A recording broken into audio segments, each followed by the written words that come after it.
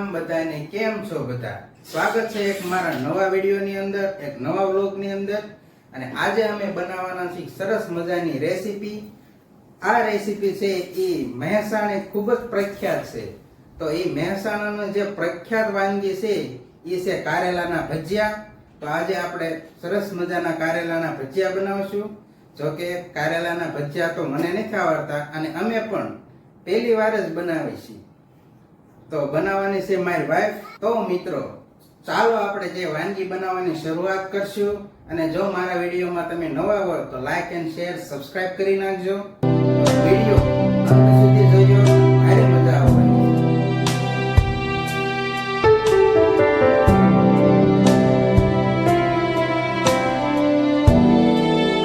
જય શ્રી કૃષ્ણ બધાને. કેમ છો બધા? મજામાં? આજ તો જો આપણે એક સરસ મજાની રેસીપી બનાવવાની છે, એટલે કે કારેલાના ભજીયા. તો જો કારેલા છે એને છાલ ઉખાડી નાખી અને એને મીઠું છે એમાં થોડુંક મીઠું લઈ અને મીઠામાં બોળી દીધા છે. અને જો આ કારેલાની સરસ મજાની છાલ ઉખેડી અને એને હવે 5 મિનિટ રહેવા દેવાના. અને પછી આપણે એને ભરવાના છે મસાલાથી. તો એના માટે ચવાણું ને સિંગદાણા અને આ બધો મસાલો નાખી અને ભરી નાખું છું. તો પહેલા હું કોથમીર ને એવું સુધારી નાખું અને કારેલાને 5 મિનિટ રહેવા દઉં મીઠામાં, એટલે થોડી કડવાશ ઓછી થઈ જાય. પછી આપણે એનું ભરવાના છે. હવે હાલો, હવે આપણે ચવાણું ખાંડવાનું છે, તો તમે હેલ્પ કરી દેહો. હાલો મિત્રો, આપણે ચવાણું ખાંડી દેવી, થોડીક હેલ્પ કરી દેવી એટલે જલ્દી પતે.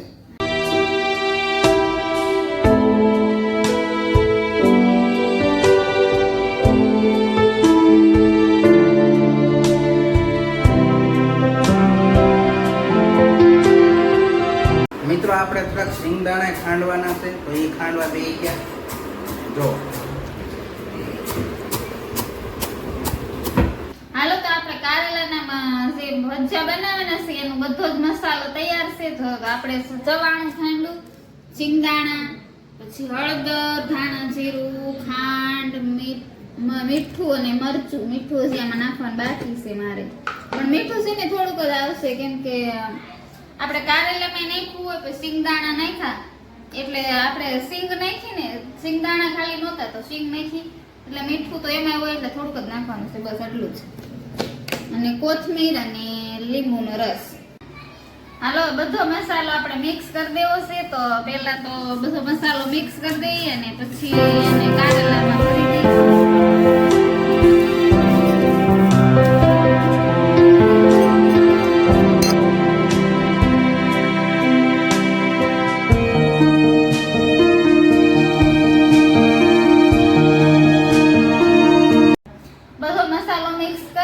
છેલ્લે આપણે છે ને એમાં એક પાવડા જેટલું તેલ નાખવાનું છે. ચલો, હવે એકદમ મસાલો રેડી છે ને આપણે પેલા કારેલામાં જો મીઠું નાખીને મૂક્યા હતા તો હવે એ પણ સરસ તૈયાર થઈ જશે. અને મીઠું સરસ ઓગળી ગયું એટલે આપણે પાણી બધું કાઢી નાખ્યું છે ને હવે કારેલા છે એને ભરી લેવાના છે આ મસાલોથી. ચલો, જો સરસ મજાનો મસાલો તૈયાર છે. એક વસ્તુ તો પહેલા તો આપણે કહેવાની ભૂલાઈ જ ગયું કે બધો મસાલો થઈ જાય ને પછી થોડુંક અમથું પાણી નાખી દેવું, એટલે મસાલો છે ને એકદમ આમ શું કહેવાય, કારેલામાંથી બારો ન નીકળે ને એકદમ ભીનો જેવો હોય ને તો કારેલામાં એમ ચોટો રહે, એટલે થોડુંક અમથું પાણી નાખવું. હાલો, તો જો આ કારેલાનો ભરી લેશું. સરસ મજાનો મસાલો એકદમ ટેસ્ટી તૈયાર છે ને કારેલા પણ જો સરસ મજાના પોચા પડી ગયા, કેમ કે આપણે મીઠું નાખ્યું હતું અને મીઠાનું સરસ પાણી થઈ ગયું ને કારેલા સેજ પોચા પણ સરસ થઈ ગયા. અને હવે આ કારેલા ભરી અને હવે આને બાફવાના છે, એટલે બાફવા પણ મૂકવાના છે. તો ઢોકળિયામાં બાફવા મૂકશું પહેલા તો એને.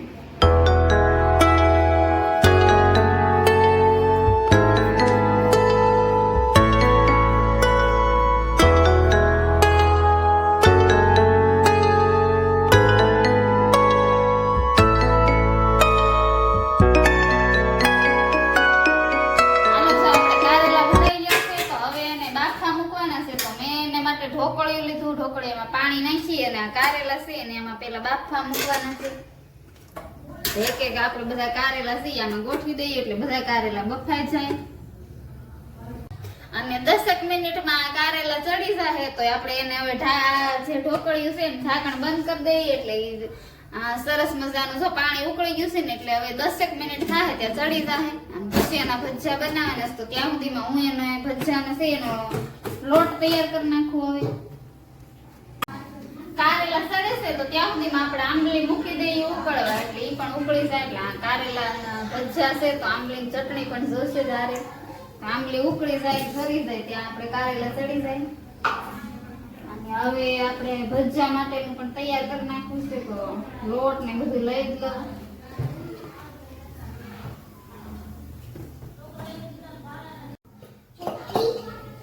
હાલો આમાં તો મીઠું અને સોડા જ ખાલી નાખવાના છે.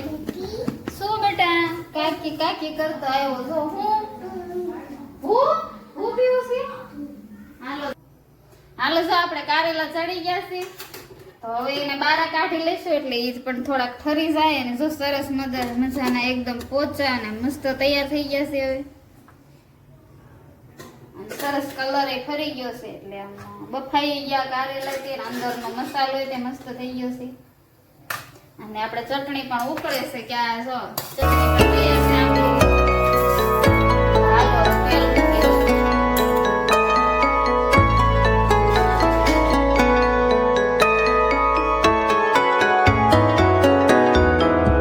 જો એકદમ સરસ મજાનું તેલ આવી ગયું છે તો હવે આપણે આ આખા કારેલા છે એને તળી નાખશું ને ધીમા તાપે તળી નાખીને આમ તો બફાઈ તો ગયા જ છે કારેલા એટલે ખાલી ઉપરનો પડ સડે એટલી વાર રેવા દેવાના છે.